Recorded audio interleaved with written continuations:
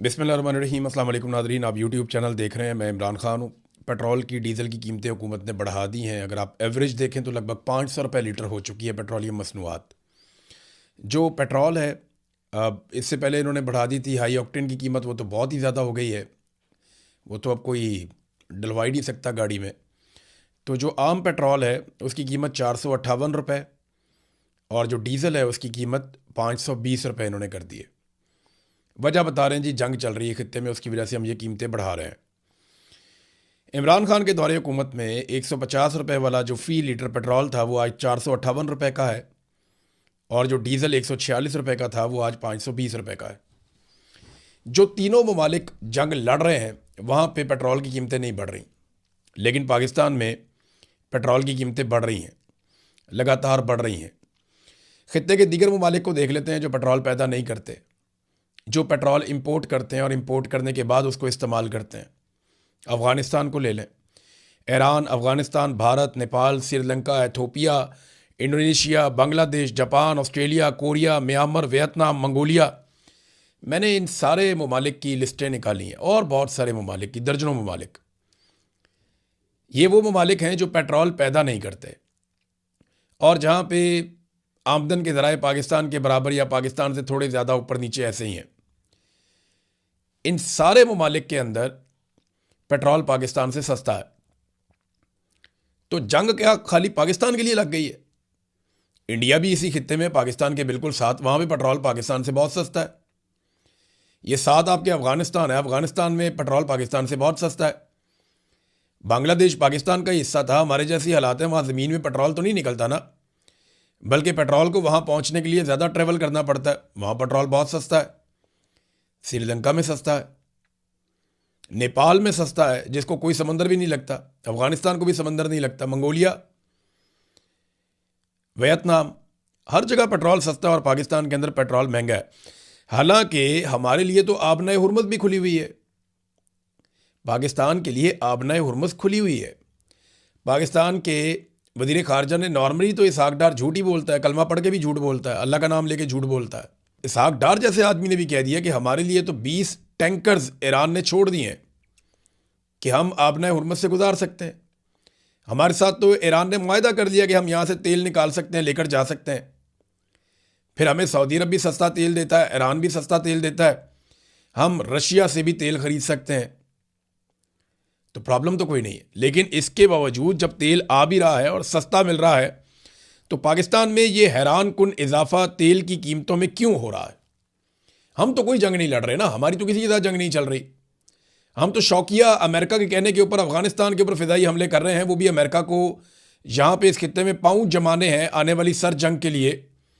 तो हमने Bagram airbase America को लेकर देना है और पाकिस्तान के बीच में से रास्ता देना है, ताकि अमेरिकन कंटेनर जैसे माजी में नेटो सप्लाई जाती थी वैसे ही अमेरिका की सप्लाई जाया करे। हमने तो ये करना है सिर्फ। तो इस वक्त पूरे खित्ते में पाकिस्तान सबसे ज़्यादा ऐसा मुल्क है जहाँ की आवाम को मार पड़ी है, और मारा किसी बाहर से नहीं, हुकूमत ने मारा है। और पाकिस्तान वो वाहिद मुल्क है जिसको सबसे ज़्यादा सहूलतकारी भी मिली है ईरान की जानिब से। आपने हुर्मुज़ में इनके तेल के इनके कंटेनर गुजरते हैं, इनको कोई नहीं रोकता, इनके झंडे लगे हुए गुजरते रहते हैं। ट्रंप ने गवाही दी है, सागडार ने कहा है। लेकिन इसके बावजूद अवाम की कमर क्यों तोड़ी गई, ये मैं आपको अब बताता हूँ। हुआ यह है कि पाकिस्तान के अंदर तक कारोबारी ज़िंदगी चल ही नहीं रहा। पाकिस्तान की मईशत का पहिया जाम हो चुका है। मौजूदा सरकार के पास सिर्फ 3 रास्ते हैं खसारा पूरा करने के लिए। पाकिस्तान लगातार खसारे में जा रहा है, और अवाम के ऊपर बोझ डाल डाल के ये पाकिस्तान को डिफ़ॉल्ट से बचाने की कोशिश कर रहे हैं। सरकार किसी किस्म का बोझ उठाने के लिए तैयार नहीं है। अगर वो तैयार होते तो 11-11 अरब के अय्याशी वाले तैयारे ना खरीदते। फिर कभी हनीमूनों की खबरें आती हैं, कभी वैलेंटाइन की खबरें आती हैं। अजीबो गरीब किस्म की इनकी हरकतें हैं बेशर्मों की। और अब इतने महंगे तैयारे खरीदने के बाद ये कौम से उम्मीद करते हैं कि कौम कफ़ायत शारी करेगी। अभी शहबाज शरीफ की गाड़ियां गिनी है, 30 से ऊपर गाड़ियां थी उसकी। जो इनमें से निकलता है बेशर्मों की तरह लंबे चौड़े काफिले लेकर निकलता है। खुद इनके अलल्ले और तलल्ले नहीं खत्म हो रहे। स्टूडेंट्स के लिए स्कूल और कॉलेज बंद कर दिए, और अपने वीआईपी जा जाके वहां पे स्टेडियम में अकेले बैठ के मैचेस देख रहे हैं। कैसे फ्रॉडिया अलीट है पाकिस्तान के जर्नैलों ने पाकिस्तान के ऊपर मुसल्लत की है। अब ये क्योंकि इकॉनमी चल नहीं रही, मईशत का पहिया तो चल ही नहीं रहा, ना सरमायाकारी आ रही है, ना कोई पैसा खर्च कर रहा है, ना खरीदो फरोख्त हो रही है, ना रियल स्टेट का बिजनेस हो रहा है, कोई कारोबार हो नहीं रहा पाकिस्तान में। जब कारोबार नहीं होगा तो रेवेन्यू कलेक्शन नहीं होगी, यानी कारोबार जिंदगी चलेगा तो टैक्स इकट्ठा होगा, टैक्स इकट्ठा होगा तो मुल्क चलेगा।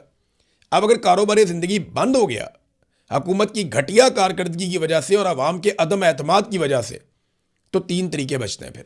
नंबर 1, कर्जे लो, इतने कर्जे लो, इतने कर्जे लो कि कौम की कमर तोड़ दो, और ये इन्होंने करके दिखाया। पाकिस्तान बनने से लेके अब तक 75 सालों में पाकिस्तान ने जितने कर्जे लिए उतने कर्जे इन्होंने 4 साल में ले लिए पिछले, इतने कर्जे लिए इन्होंने। सारी हुकूमतों ने मिलकर, सारे जर्नैलों ने इतने कर्जे नहीं लिए जितने आसिम मुनीर ने और शहबाज शरीफ ने मिलकर ले लिए। ये पाकिस्तान की इन्होंने कमर तोड़ दी, दोनों ने चले जाना है। शहबाज शरीफ का नाम तारीख के अंदर जिंदा नहीं रहेगा, अर्दलियों को कोई नहीं याद रखता, और आसिम मुनीर को एक डिक्टेटर की तरह लोग याद रखेंगे सिर्फ इसलिए कि एक आदमी आया था काम डाल के चला गया, जैसे याया खान, परवेज मुशर्रफ, अयूब खान, ऐसे ही याद रखेंगे लोग। तो अब नाज़रीन हुआ यह है कि जो खसारा हो रहा है पाकिस्तान को, उसका पूरा करने के लिए 3 चीजें। नंबर एक कि ये सबसे पहले कर्जा लेते हैं, और मैंने आपको बताया जैसे ये ले रहे हैं। नंबर 2, ये तनख्वाहदार तबके के ऊपर एकदम टैक्सों की भरमार करते हैं, यानी जो काबू आ गया ना, नेट के अंदर आ गया, उसको रगड़ा दे देते हैं। ये गरीब आदमी को नचोड़ देते हैं, ये मिडिल क्लास को तबाह कर देते हैं। दूसरा, नंबर 3, वो चीजें जिनको लोग इस्तेमाल करने से रुक नहीं सकते, उनकी कीमतें बढ़ा देते हैं। एलपीजी लोगों को लेनी पड़ेगी, पेट्रोल लोगों को खरीदना होगा, गाड़ी नहीं चलती उसके बगैर, आप ट्रैवल नहीं कर सकते, आप कोई काम नहीं कर सकते। अभी किसानों को बहुत ज्यादा डीजल चाहिए होगा, 520 रुपए लीटर है यार, उनकी आगे गंदम की कटाइयां हो रही हैं, मशीनें लगनी है वहां पे, बहुत काम होना है, तो कहां से लाएंगे वो इतना पैसा? फिर गंदम की कीमत भी आप उनको नहीं देते, ना दिलवाते, तो चीजों की कीमतें बढ़ा देते हैं। बिजली, गैस, पेट्रोल, डीजल, इनकी कीमतें बढ़ाते हैं क्योंकि लोगों ने इनको इस्तेमाल करना होता है इन चीज़ों को। अब होगा पता क्या, अल्टीमेटली लोग इन चीज़ों का इस्तेमाल भी कम कर देंगे, फिर हुकूमत क्या करेगी? ये अल्टीमेटली ये हुकूमत खुदा ना खास्ता डिफॉल्ट की तरफ चली जाएगी, जिस तरह की ये घटिया हरकतें पाकिस्तान के अंदर कर रही है। और इनका 610 अरब रुपए का शॉर्टफॉल है जो एफबीआर का है, वो टैक्सेस इकट्ठे नहीं कर पा रहा, कारोबार नहीं चल रहा, तो टैक्स कहां से इकट्ठे करेगा? ये उसको पूरा करने के लिए आईएमएफ ने पेट्रोलियम मसनूआत पर मजीद टैक्स लगाने का मुतालबा किया था, इन्होंने पूरा कर दिया। आईएमएफ के जो रेवेन्यू के अहदाफ हैं वो खुद मुकर्रर करता है, वो बताता है कितना पैसा आपने मुल्क से निचोड़ के इकट्ठा करना है और कहां कहां से कैसे कैसे इकट्ठा करना है, वो भी वो बताता है। इसको कहते हैं मुल्क को गिरवी रखना। इससे पहले तो ऐसे कभी नहीं था, जो अब हो रहा है पाकिस्तान के साथ, पहले नहीं होता था, लेकिन अब वही हो रहा है। अच्छा, पेट्रोल महंगा करने के साथ ही हुकूमत ने अपनी जो फ्रेंडली अपोजिशन है उसको भी लॉन्च कर दिया है, यानी फौरी तौर पे जमात इस्लामी, फजलुर रहमान वगैरह इनको एक्टिवेट कर दिया कि तुम लोग ना फ्रेंडली किस्म का एहतजाज कर दो, मम्मी डैडी किस्म का, हल्की आंच के ऊपर आप एहतजाज करें ताकि हकीकी अवामी एहतजाज हो ही ना सके। तरीका होता है ना, ये वारदात का एक तरीका है कि अपने बंदों के जरिए से ये एहतजाज करवा दो इससे पहले कि अवाम निकल आए। अगर अवाम निकल आई तो अवाम तो मारेगी इनको डंडे, इनको पकड़ेगी गिच्ची से आके कि बंदे के पुत्र बनो, तुम झूठ क्या बोल बोल के तुम हुकूमतों में आकर बैठ गए हो और इक्तदार पे तुमने कब्जा कर लिया है। अब दो जवाब अवाम तो करेगी इनके साथ ये। तो ये करते क्या है कि अपनी मर्जी के बंदे, अपनी मर्जी की पार्टियां उन्हें कहते हैं आओ जी, चाबी देते हैं उनको, वो आके बेचारे एहतजाज करते हैं और उसके नतीजे में अवाम को लगता है एहतजाज तो हो रहा है, हमारी आवाज़ तो उठाई जा रही है, और फिर ये फ्रेंडली अपोजिशन के साथ अपना मैच खेल लेते हैं। उसके लिए जमात इस्लामी को मैं देख रहा था, थोड़ा फजलुर रहमान साहब की पार्टी देख रहा था, ये दोबारा से रीलॉन्च हुए हैं। नाज़रीन, आसिम मुनीर ने, जनरल बाजुआ ने, जनरल नदीम अंजुम ने, इन लोगों ने इस दावे के साथ ये सारी टीम लाकर बिठाई थी कि ये लोग पाकिस्तान को बेहतर चलाएंगे, पाकिस्तान की मईशत को ठीक करेंगे और पाकिस्तान को आगे लेकर जाएंगे। फिर ये इन्होंने अपने बंदे भी लाके इंजेक्ट किए, यानी वजीर दाखिला भी इनका है, वजीर ख़जाना भी इनका है, अपने बंदे भी लेकर आए, खुद भी बैठे हुए हैं SIFC समेत मुख्तलिफ जगहों के ऊपर, हर महकमे के अंदर कोई ना कोई रिटायर्ड जर्नैल अपना बिठाया हुआ है। तो चीज़ों को कंट्रोल कर रहे हैं, इसके बावजूद चीज़ें ठीक नहीं हो रही, इनके वादे पूरे नहीं हो रहे, इन्हीं को जवाब देना पड़ेगा। देखें ना, ये हुकूमत इतनी बेशर्म है, डिटाई के साथ एक दूसरे को शाबाश दे रहे हैं ये कि जनाब कमाल कर दिया आपने, इससे ज़्यादा भी आप बढ़ा सकते थे। क्यों भाईजान, 5,000 रुपये का करना लीटर पेट्रोल? नहीं जी, आप इससे ज़्यादा बढ़ा सकते थे, शुक्र है आपने इतना ज़्यादा नहीं बढ़ाया। वो इतना ज़्यादा पाकिस्तान की तारीख में कभी नहीं बढ़ा जितना आपने बढ़ा दिया पकड़ के। वो 458 रुपए का, 520 रुपए का लीटर। फॉर गॉड सेक यार, आप क्या कर रहे हैं पाकिस्तानियों के साथ? या पूरे रीजन में कोई ये नहीं कर रहा अपनी कौम के साथ? हमारी तो जंग भी नहीं हो रही अभी किसी के साथ। अगर हमें जंग लड़ना पड़ गई तो बेड़े गड़क कर देंगे हमारा। अभी तो हमारी जंग नहीं हो रही, और जिनकी जंग हो रही है वहां पे ये फर्क नहीं पड़ रहा इन चीजों का। वो अपना अशियाए खुर्दोनोश भी ठीक है, बाकी चीजें भी ठीक है। इमरान खान साहब के दौर के साथ जरा मवाजना करते हैं, और याद रखिएगा उन तमाम टाउट्स को जो मौजूदा रजीम को डिफेंड करते हैं, जो हाइब्रिड निज़ाम की तारीफें करते हैं, वो सारे इस तबाही के लिए जिम्मेदार हैं। ये जो दहशत गर्दी है, सरमायाकारी ख़त्म हो गई, मईशत तबाह हो गई, ह्यूमन राइट्स की बेशुमार वायलेशंस हो गई, ये जो महंगाई है, ये सारे टाउट्स बराबर के हिस्सेदार हैं और जिम्मेदार हैं, जो रोज़ाना कॉलम लिख लिख के, रोज़ाना बयानात दे दे के, रोज़ाना वीलॉग कर करके बताते हैं नहीं जिन्हें बड़ी कामयाबियां मिल रही हैं, क्या ज़बरदस्त शानदार कामयाबियां मिल रही हैं, झंडे गाड़ दिए, ये गाड़ दिए झंडे उन्होंने। अब नाज़रीन, इमरान खान साहब के दौरे हुकूमत में भी तेल महंगा हुआ था, लेकिन कितना? 150 रुपये लीटर पेट्रोल और 146 रुपये लीटर डीजल। और इंटरेस्टिंग बात आपको बताऊं, इमरान खान साहब के दौर में आलमी मंडी में तेल बहुत महंगा हो गया था। और एक और दिलचस्प बात आपको बताऊं, आज भी आलमी मंडी में पेट्रोल उतना महंगा नहीं हुआ जितना महंगा इमरान खान साहब के दौरे हुकूमत में हो गया था। आज जंग के बावजूद आलमी मंडी में पेट्रोल उतना महंगा नहीं हुआ जितना इमरान खान साहब के दौरे हुकूमत में महंगा था। वहां तक अभी भी नहीं पहुंचा। वो उतना महंगा पेट्रोल खरीद के इमरान खान जो है वो 150 रुपए का लीटर बेच रहा था, और ये उससे सस्ता खरीद के आज 500 रुपए का लीटर तक लेकर चले गए हैं। 520 रुपए लीटर डीजल ये बेच रहे हैं, जो वो 146 रुपए लीटर बेच रहा था। ये किया इन्होंने पाकिस्तान के साथ, और फिर ये कहते हैं जनाब कि हम आके ठीक कर रहेंगे, हमने जनाब मईशत संभाल ली है, हमने आम आदमी को पकड़ लिया, मैं अपने कपड़े बेच दूंगा। वो नए से नए कपड़े पहन के पूरी दुनिया के टूर लगा रहा है जिसने कपड़े बेचने थे।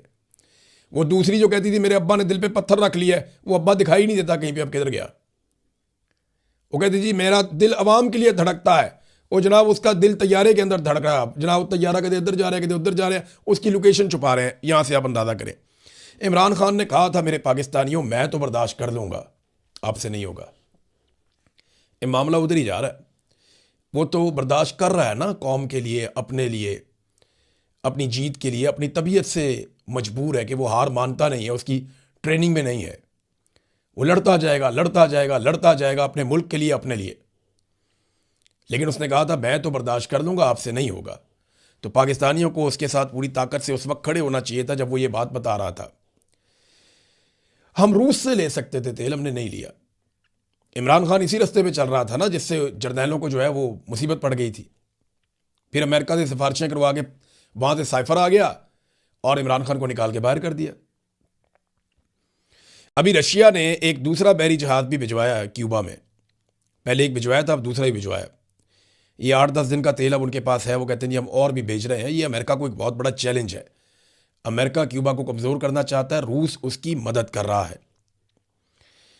और आबना हुर्मुज़ की सूरत हाल ये है कि वहाँ पे अब एक ईरानी टूल बूथ कायम हो चुका है जहाज़ रानी की ज़ुबान में। जो जहाज़ वहाँ पे आते हैं उन्हें अपने आप को किसी ना किसी मुल्क के साथ एफिलिएट करना पड़ता है, किसी ऐसे मुल्क के साथ जिसकी ईरान के साथ बातचीत हो, मुज़ाकरात हों, और फिर उस मुल्क का झंडा लगाकर मामलात को तय कर जहाज़ वहाँ से जाते हैं। वो फ़ी बैरल $1 ले रहे हैं। यानी अगर कोई 7 लाख बैरल का जहाज़ जा रहा है तो $7 लाख वो देकर जाएगा। अब ये करेंसी या तो वो लेते हैं चाइनीज़ करेंसी में, युआन में, या वो लेते हैं क्रिप्टो में पेमेंट। और एक ईरानी कश्ती होती है जो स्क्वाड करके छोड़ कर आती है। ये वो तरीक़ाकार है जो उन्होंने अपनाया हुआ है। अब नाज़रीन, डोनाल्ड ट्रंप ने एक और कार्रवाई शुरू कर दी है। उसने बहुत तेज़ी से ईरान में इंफ्रास्ट्रक्चर को तबाह करना शुरू किया। यानी वो पुलों को तबाह किया। 3 बहुत बड़े पुल ईरान में तबाह किए हैं। उसके बदले में ईरान ने कहा जी हम भी पुल तबाह करेंगे। ये मेरे पास डाटा है, जो पुल उन्होंने एक लिस्ट बनाई हुई है, ये आलमी मीडिया पे भी आ गई है। कुवैत के अंदर एक पुल है, सऊदी अरब और बहरीन को मिलाने वाला एक किंग फहद काजवे है, उसको कहते हैं तबाह करेंगे। अबू धाबी के अंदर 3 पुल हैं जिनको तबाह किया जाएगा। फिर उर्दन के अंदर 2 पुल हैं जिनको तबाह किया जाएगा। तो ये पुल तबाह करने से पहले बाकायदा नाम जारी किए गए हैं कि शहरी इन पुलों पे ना जाएं, क्योंकि अब ईरान के पुल तबाह हो गए हैं तो इसके बदले में अब इन ममालिक के पुल भी तबाह किए जाएंगे। फिर इसके अलावा कुछ और अहदाफ हैं जो ईरान ने बताया कि यहाँ पे हम अटैक करने वाले हैं। अबू धाबी में एक स्टील मिल है, वो कह रहे हैं जी यहाँ पे कोई ना जाए। अब बहरीन में अमरीकी एलुमिनियम की सनतें हैं, जो स्टील मिल है अबू धाबी में वो भी अमेरिका की है। राफेल असला साजी की सनतें इसराइल के अंदर, उनको भी वो कह रहे हैं हम तबाह करने लगे हैं। मनामा के करीब अमरीकी फ़ौजी ठिकाना है। एक और बिन गोरियान एयर बेसिस हैं, यहाँ पे अटैक करेंगे वो। तेल अबैब में, हीफ़ा में, एलात में, नकब में और दीगर जगहों पे कोई फ़ौजी मराकज़ हैं। वो सारी उन्होंने एक लिस्ट दी हुई है ईरान ने कि हम यहाँ पे अब हमले करने वाले हैं। जितने भी आम शहरी हैं वो इन इलाकों से अपने आप को दूर रखें। यहाँ पे कोई किसी ज़रूरी काम से भी ना जाए, क्योंकि किसी भी वक्त ईरान अटैक करेगा और फिर होने वाला नुकसान जो है उसकी ज़िम्मेदारी ईरान की नहीं होगी। अमेरिका लगातार ईरान का इंफ्रास्ट्रक्चर इस उम्मीद पर तबाह कर रहा है कि एक दिन ईरान की कमर झुक जाएगी और ईरान कहेगा जी बैठे हम मुज़ाकरात कर लेते हैं। अमेरिका को फेस सेविंग चाहिए, जीत का तासुर चाहिए, लेकिन वो ये जानते नहीं हैं कि ईरानी मरते भी जाएंगे ना, वो पीछे नहीं हटेंगे। मैं उसकी आपको एक वजह समझाता हूँ, ज़रा इसको टेक्निकली आप समझें। एक ख़बर है, मैं आपको पढ़ के सुनाऊंगा, आपको सारी बात समझ आ जाएगी। ये ईरानी पार्लियामेंट के स्पीकर हैं मोहम्मद बाकर कालीबाफ। उन्होंने एक ट्वीट किया है, ट्वीट तो बड़ा लंबा है। उन्होंने बताया कैसे वो अपनी जवानी में बंदूक लेकर निकले अपने मुल्क की हिफाजत के लिए। उनका भाई शहीद हो गया, उनके बहुत सारे दोस्त शहीद हो गए। उन्होंने अपना वो दुख बताया, वो तकलीफ़ बताई, लेकिन उन्होंने ये भी बताया कि हमारे पास दूसरा ऑप्शन कोई नहीं होता। हम दुश्मन से लड़ते हैं अपनी मट्टी के लिए और हम ऐसे ही हैं हमेशा से, और हज़ारों साल की उनकी तारीख है। तो उन्होंने बताया कि अब तक जो, बल्कि मैं आपको ना वो एक दो जुमले हैं उनके जिसके अंदर सारी कहानी है वो मैं आपके सामने रखता हूँ। उन्होंने कहा मेरी बात गौर से सुने, जब मैं 18 साल का था मैं अपनी राइफ़ल उठाई और अपने प्यारे नाकाबिले तस्खीर ईरान की मट्टी के दफ़ा के लिए सीधा मैदान जंग में कूद पड़ा। वो वाहिद घर जिसे मैंने हमेशा जाना है। मेरे अपने भाई हसन ने इस वतन की खातिर अपनी जान दाव पर लगा दी। वो कभी भी घर वापस नहीं आया। आज तक मेरा दिल तड़पता है कि काश मैं उसे एक बार फिर सीने से लगा सकता। इस तरह का दर्द इंसान को कभी नहीं छोड़ता। वो अकेला नहीं था, मेरे और बहुत सारे भाई थे जो खून के रिश्ते में तो नहीं थे लेकिन एक ख़ानदान की तरह थे।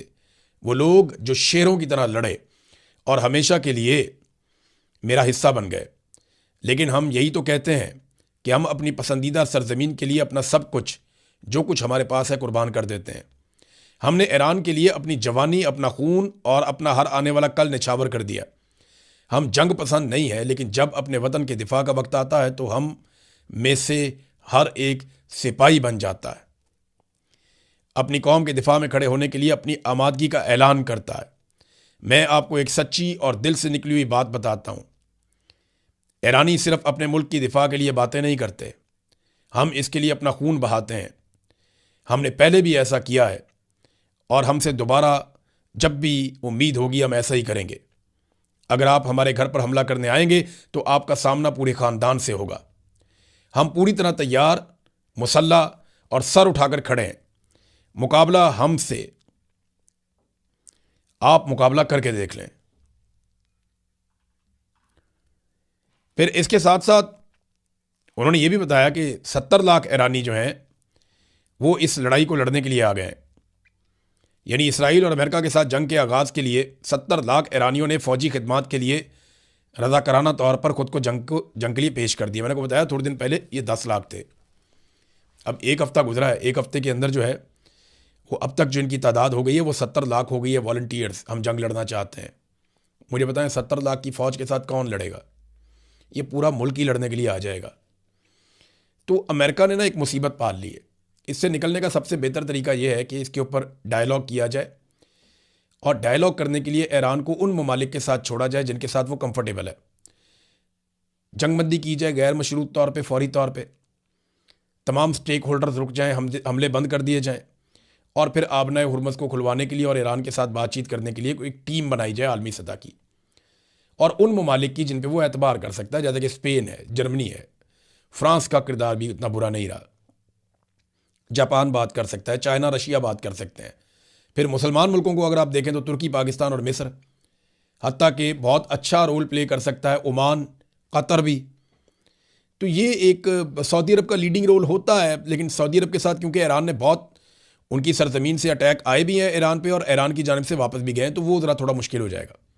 लेकिन ये मामला ऐसे हल हो सकता है, और अगर ताकत से करते जाएंगे तो ये आखिरी ईरानी भी आ जाएंगे ना तो वो लड़ते ही रहेंगे आपके साथ, जो मुझे उनकी समझ है।